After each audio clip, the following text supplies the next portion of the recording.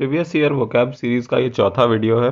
इस धारावाहिक के हर एपिसोड में मैं आपको 20 इंपॉर्टेंट वर्ड्स बताता हूँ और साथ में थोड़ी बहुत बकवास करता हूँ और लाइक्स वगैरह की भीख मांगता हूँ।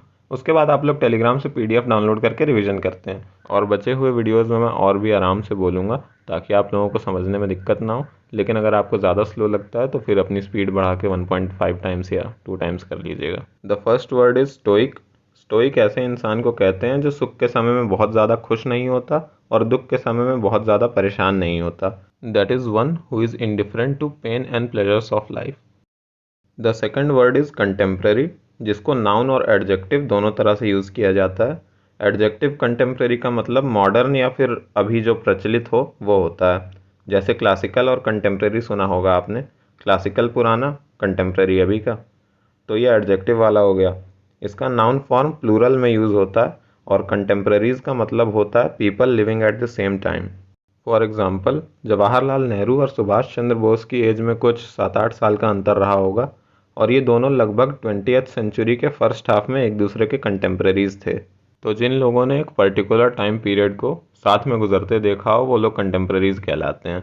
जैसे अभी मेसी और रोनाल्डो हैं। ठीक है, तो नेक्स्ट वर्ड देखते हैं। The third word is shoal which means a group of fishes. Shoal के अलावा ग्रुप ऑफ फिशेज को स्कूल भी कहा जाता है। जैसे फ्लॉक ऑफ शीप्स होता है, प्राइड ऑफ लायंस होता है, वैसे ही स्कूल या शोल ऑफ फिशेज भी होता है। पता नहीं ये 4 बार क्यों पूछा गया है। अगला वर्ड है कॉनेसर, जिसका प्रोनाउंसिएशन एंड इवन स्पेलिंग भी काफ़ी कंफ्यूजिंग है। इस मनुष्य शब्द का मतलब एक्सपर्ट होता है, स्पेशली फूड या किसी आर्ट फॉर्म का एक्सपर्ट। स्पेलिंग अच्छे से याद कर लेना इसकी, क्योंकि इनकरेक्ट स्पेलिंग में कभी कभी पूछा जाता है। वैसे मैं खुद ही कंफ्यूज हो जाता हूँ इसकी स्पेलिंग में। तो कॉन्वालेसेंट नाउन का मतलब कोई ऐसा इंसान होता है जो किसी बड़ी बीमारी या इंजरी से रिकवर कर रहा होता है।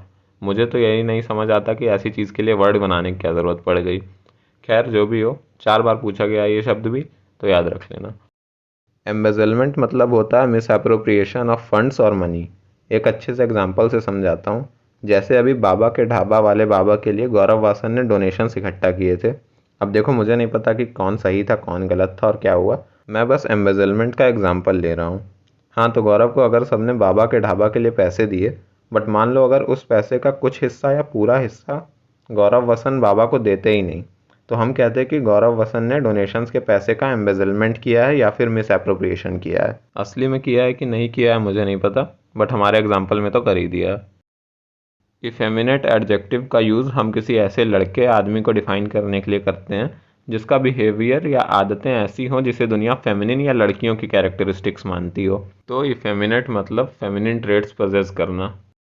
एलेजी किसी सैड पोअम या सॉन्ग को कहते हैं जो किसी मरे हुए व्यक्ति की याद में लिखी गई हो या उसकी डेथ को लमेंट करती हो।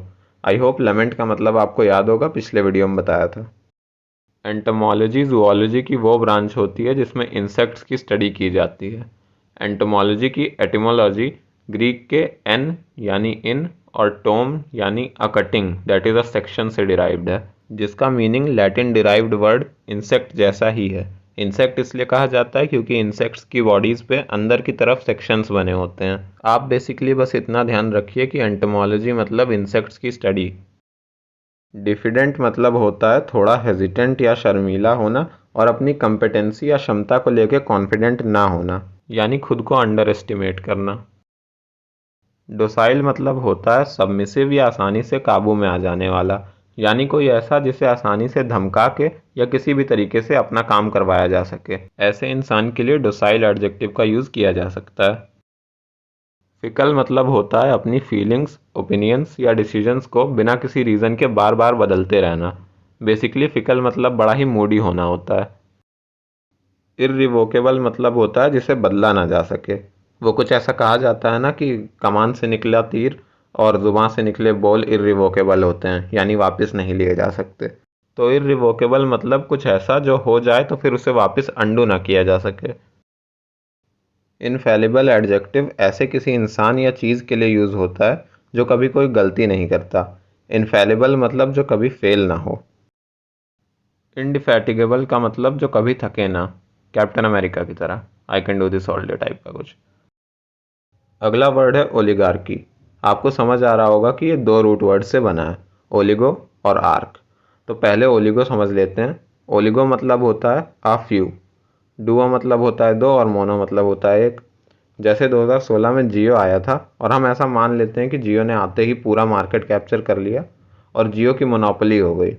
बट अब देखा जाए तो एयरटेल भी गेम में वापस आ गया है। तो अभी के टाइम की बात की जाए तो जियो और एयरटेल की डुओपली है। लेकिन अगर 2016 से पहले की बात की जाए, जब Airtel, Aircel, Voda, idea, Telenor, Docomo पता नहीं क्या क्या था, तब भी लेकिन मेजर प्लेयर्स बस 3-4 रहे होंगे।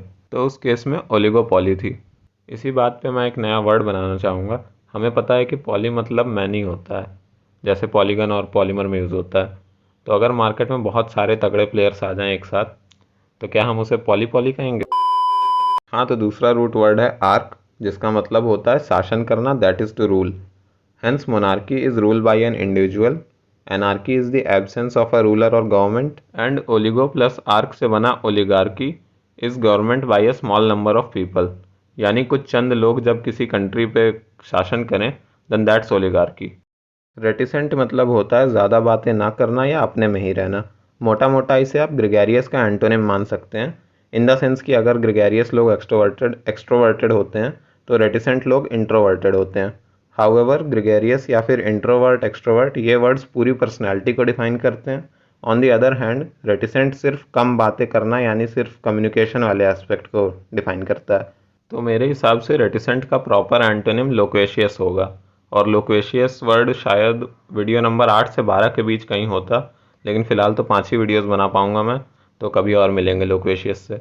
लोक्वेशियस मतलब टॉकेटिव होता है। पैसिफिस्ट मतलब होता है जिसे पीस पसंद हो और जो वॉर्स और वायलेंस के अगेंस्ट हो। कॉर्डियल मतलब होता है फ्रेंडली और पोलाइट, इसे नॉर्मली फॉर्मल प्रेमिसेस में यूज़ किया जाता है। The last word is complacent, इसे थोड़ा नेगेटिव सेंस में यूज़ किया जाता है और इसका मतलब होता है कि जितना है उसी में खुश हो जाना और आगे फिर ज़्यादा मेहनत ना करना। जैसे मान लो आपने सोचा कि पहले CHSL क्लियर कर लेते हैं, फिर CGL या UPSC की तैयारी करेंगे, लेकिन CHSL क्लियर करने के बाद आपको मंथली 25-30 हज़ार मिलने लगे और आपकी लाइफ लगभग सही चलने लगी। तो उसकी वजह से आपके ऊपर से प्रेशर या गरज खत्म हो गई, क्योंकि आप ना भी कुछ करें तो भी एक जॉब तो है ही आपके पास, और इसीलिए आपने फर्दर तैयारी ही छोड़ दी और आप अपनी CHSL की जॉब में ही कंप्लेसेंट हो गए। लेकिन फिर भी ब्रॉडली देखा जाए तो आप मान सकते हैं कि कंप्लेसेंट मतलब सेल्फ सेटिस्फैक्शन होता है। सो ये ख़त्म हुआ लास्ट वर्ड, और अब जल्दी से रिवीजन कर लेते हैं इन 20 वर्ड्स का। स्टोइक मतलब one who is indifferent to pain and pleasures of life. Contemporary मतलब समकालीन। शोल या स्कूल मतलब ग्रुप ऑफ फिशेज। कॉनसर मतलब एक्सपर्ट ऑफ फूड और एनी आर्ट फॉर्म। कॉन्वालेसेंट मतलब one who is recovering health after a severe disease और injury. Embezzlement मतलब पैसे की हेरा फेरी करना। इफेमिनेट मतलब किसी आदमी या लड़के में फेमिनिन ट्रेट्स का होना। एलेजी मतलब a sad poem remembering someone dead. Entomology is the study of insects. Diffident मतलब शाई और टिमिड। डोसाइल मतलब सबमिसिव।